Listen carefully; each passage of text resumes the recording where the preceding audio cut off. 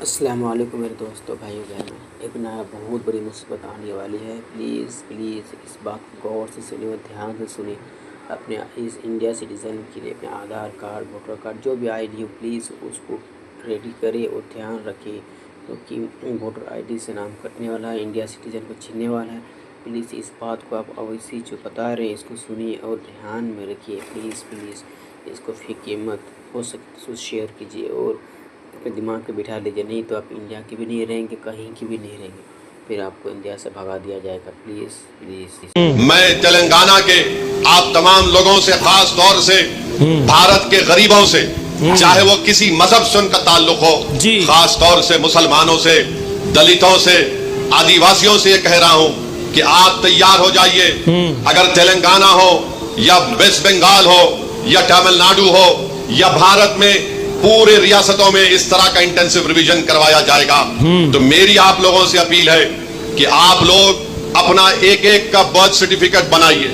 ہاں، جو ہمارے بزرگوں کی عمر 70 سال کے اوپر ہے ان کا برتھ سرٹیفکیٹ اگر ہے تو بہت اچھا ہے، اگر نہیں ہے تو آپ ان کا پاسپورٹ بنائیے، آپ برتھ سرٹیفکیٹ اپنا بنائیے، اور اگر 10th کلاس کی مارک شیٹ ہے تو اس کو تیار رکھیے، اگر کاسٹ سرٹیفکیٹ ہے اس کو تیار رکھیے، اگر نہیں ہے تو بنوائیے، پاسپورٹ نہیں ہے تو بنوائیے، برتھ سرٹیفکیٹ نہیں ہے تو بنوائیے۔ اگر کوئی ریٹائرڈ پینشنر ہے تو جو پینشن کا آرڈر ملتا ہے اس کو اٹھا کر رکھیے۔ اگر آپ کو 2 BHK کا سرٹیفکیٹ ملتا ہے کہ آپ کو 2 BHK دیا گیا، اس کو اٹھا کر حفاظت سے رکھیے۔ اگر زمین گورنمنٹ نے آپ کو الاٹ کی تو اس کو اٹھا کر رکھیے۔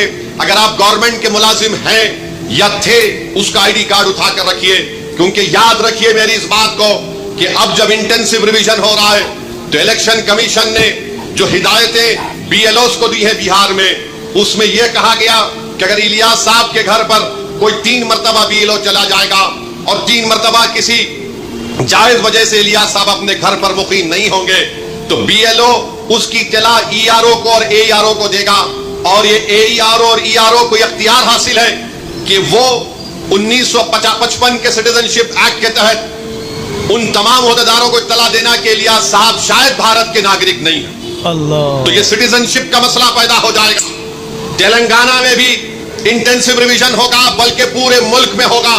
میں آج یہاں بودھن کی سرزمین سے کھڑے ہو کر ان تمام بھارت کے غریبوں کو کہہ رہا ہوں، ان دلتوں کو، آدیواسیوں کو اور مسلمانوں کو کہہ رہا ہوں کہ آپ کو نمبر 1 اپنا برتھ سرٹیفکیٹ بنانا ہے۔ 10th کلاس اگر کسی نے کیا تو مارک شیٹ تیار رکھنا ہے، کاسٹ سرٹیفکیٹ ہے تو تیار رکھیے، اور اگر آپ اس کاسٹ میں آتے ہیں اس کا سرٹیفکیٹ نکلوائیے۔ آپ کے پاس اگر گورنمنٹ کی اسکیم کا دیا ہوا 2 BHK کا سرٹیفکیٹ ہے تو اس کو اٹھا کر رکھیے۔ یہ اس لیے کہہ رہا ہوں کہ 10 ڈاکیومنٹ کی بات جو الیکشن کمیشن نے بہار میں کی وہ یہی 10 ڈاکیومنٹ ہیں۔ ہم نے سپریم کورٹ کو اختر الایمان مجلس کی طرف سے گئے تو سپریم کورٹ نے اپنے انٹریم آرڈر میں کہا کہ پرائما فیسی ہم الیکشن کمیشن سے کہتے ہیں کہ آدھار کارڈ کو بھی، جو الیکشن کمیشن کا ووٹ ڈالنے کا پک کارڈ ہوتا ہے، راشن کارڈ کو بھی وہ کنسیڈر کرے۔ تو یہ ضروری ہے، یاد رکھیے جب تلنگانہ میں یا آپ کے کسی ریاست میں یہ انٹینسو ریویژن ہوگا تو آپ لوگ پریشان ہونے کی ضرورت نہیں، ابھی وقت ہے۔ پاسپورٹ بنا سکتے، دبا کے پاسپورٹ بناؤ۔ برتھ سرٹیفکیٹ نہیں ہے تو برتھ سرٹیفکیٹ بناؤ۔